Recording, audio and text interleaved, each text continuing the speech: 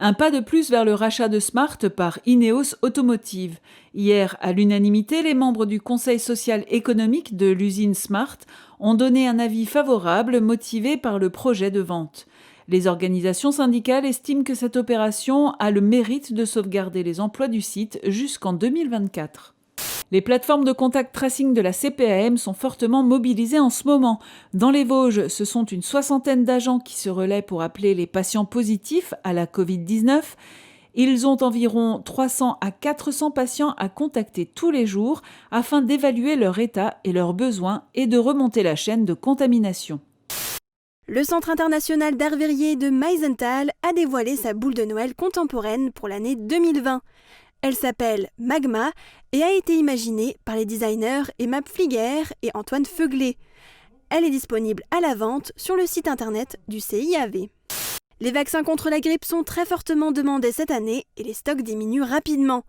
En général, la demande est moyenne, mais avec la crise sanitaire de la Covid-19, les instances recommandent aux personnes à risque de se faire vacciner afin de ne pas encombrer les hôpitaux, ce qui crée une pénurie dans les pharmacies. Les tests antigéniques pour dépister la Covid-19 sont réalisables en pharmacie ou chez le médecin généraliste depuis quelques semaines. Les résultats sont obtenus en 10 minutes. La fiabilité est élevée mais dépend du patient. Le test va chercher une protéine présente dans le virus mais détectable pendant seulement 4 jours. Une unité d'enseignement pour enfants autistes est ouverte à Rohrbach-les-Bitches depuis la rentrée de septembre. Elle accueille 6 élèves qui sont âgés de 6 à 9 ans. 2 salles de classe ont été aménagées spécialement pour eux dans une école ordinaire. Les enfants partagent les couloirs, la cantine et la cour de récréation avec les autres élèves. Dénouement à Sarralbe chez Litch International, l'intersyndicale va signer ce matin l'accord d'entreprise prévoyant la mise en place d'une RCC ou rupture conventionnelle collective. Par ce biais-là, 20 employés devraient quitter l'entreprise spécialisée dans l'aéronautique, un secteur économique particulièrement touché par la crise du coronavirus. La décision a été difficile à prendre, mais Sarreguemines annule son marché de Noël. Les illuminations, décorations et la diffusion de chants de Noël en centre-ville sont toutefois maintenues. Des cellules commerciales vacantes pourraient être mises en place et la boîte aux lettres du Père Noël sera installée comme d'habitude. Une collecte de dons de sang a été organisée ce mercredi après-midi à l'espace Cassin de Bitche. 149 personnes se sont déplacées avec leur attestation malgré le confinement. Un protocole sanitaire strict a été mis en place pour la sécurité de tous. Les prochaines collectes auront lieu à Rémerin-les-Putlanges le 30 novembre et à Rennes et Sarreguemines le 8 décembre. Les Gilets jaunes de Saint-Avold font de nouveau entendre leur voix et leur colère. Ils se sont rassemblés hier après-midi de 13h30 à 19h30 au rond-point de Eckenwald pour fêter les 2 ans de leur mouvement. Au cœur de l'un des principaux lieux de mobilisation en Moselle, ces contestataires ont montré qu'ils étaient encore présents et que leur lutte allait persévérer. Ce matin, à l'occasion de la semaine pour l'emploi des personnes handicapées, Pôle emploi et Cap emploi réunissaient des partenaires pour un séminaire sur le web. Une activité dématérialisée qui succède au HandiJob de l'année dernière.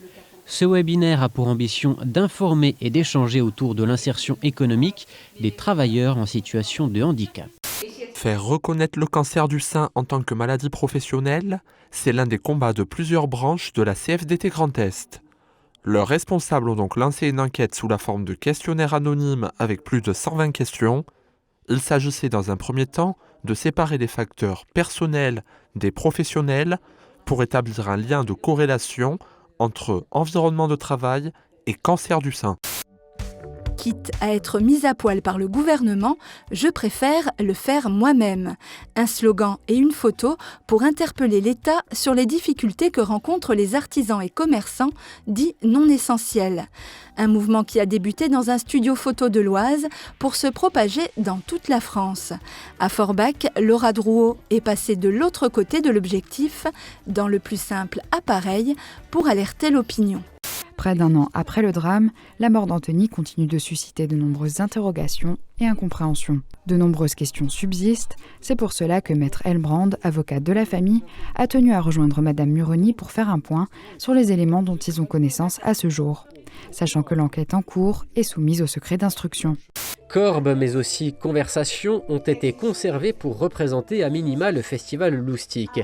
Leur dimension franco-allemande les plaçant en fer de lance du festival, qui attend désormais l'année prochaine pour revenir investir les théâtres. Et celui qui sortira le vaccin le premier, c'est celui qui raflera la médaille. Alors il se fait en concurrence et puis voilà. Plus vite il va sur le marché, mieux c'est pour eux. Je suis pas tellement chaude tout de suite. Parce qu'au départ, on ne sait pas ce qu'il y a là-dedans à cause des effets secondaires. Vous n'iriez pas vous faire vacciner ? Pas tout de suite. Je ne suis pas contre le vaccin parce que je prends le vaccin pour la grippe. Je suis dans les normes, mais là, je suis un peu méfiante parce que je trouve que c'est un peu trop vite tout ça. Depuis la création de la brigade spécialisée dans les violences conjugales à l'hôtel de police de Metz, les coups de fil pour des signalements se multiplient. Il est fréquent que les victimes soient tentées de retirer leur plainte, mais même en cas de retrait, l'enquête pilotée par le parquet continue.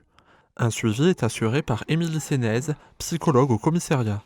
Les deux cousins de 20 ans et 21 ans réalisaient des vidéos sur le réseau social TikTok.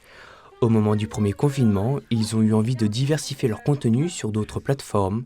Les deux vidéastes ont donc lancé leur chaîne YouTube Ben Sered au début du mois de juin.